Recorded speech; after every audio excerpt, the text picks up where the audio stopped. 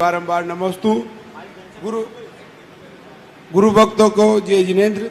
धर्म और कर्म में संतुलन कैसे बनाएं, और जब धर्म की ओर अग्रसर होते हैं तो कर्म बाधित करता है, और कर्म की ओर अग्रसर होते हैं तो धर्म बाधित करता है। नहीं, ये दोनों चीजें आपकी सोच हैं। कर्म कर्म के स्थान पर है, धर्म धर्म के स्थान पर। कर्म को ही मैंने, कर्म के दो रूप हैं, एक तो बंधा हुआ कर्म और एक कर्म यानी आपकी सांसारिक गृहस्थी।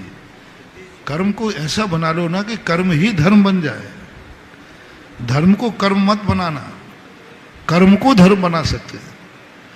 मंदिर को घर मत बनाना, हम घर को मंदिर बना सकते हैं। हाँ, ध्यान रखना, मंदिर घर को हम पवित्र बना सकते हैं, मंदिर को तो हम घर नहीं बना सकते।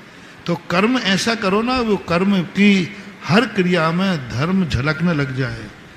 धर्म कभी तुम्हारे गृहस्थी के कर्मों में कभी बाधक नहीं आता, कभी बाधक नहीं। मैंने तो देखा जैन धर्म इतना अच्छा है कि तुम्हारे गृहस्थी के किसी कार्य में बाधक नहीं है, बस उद्दंडता में बाधक है, अनैतिकता में बाधक है, स्वच्छंदता में बाधक है।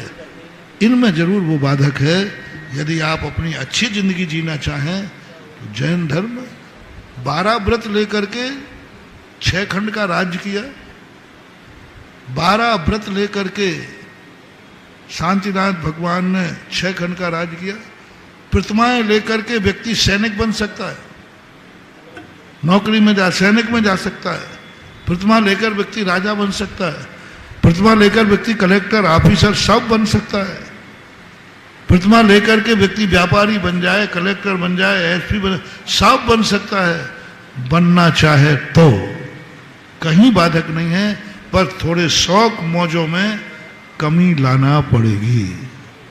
धर्म और कर्म कई बाधित तो नहीं होता है, धर्म और कर्म बाधित नहीं होता है, लेकिन परिवार जन संबंधी कोई धर्म करता है तो उसमें बाधा बनते हैं, और कर्म करता है तो धर्म उसमें इजाजत नहीं देता है। इसलिए मैं इस प्रश्न को ऐसा कर्म अपेक्षा से पूछना चाहता हूँ। जिसकी धर्म इजाजत नहीं देता वो कर्म ही नहीं, वो कुकर्म है। कर्म है।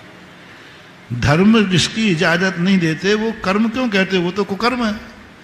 और धर्म जिनके लिए इजाजत देता है वो सारे कर्म गृहस्थी के लिए हैं, तो वो तो धर्म तो कुकर्म के लिए मना करेगा ही करेगा।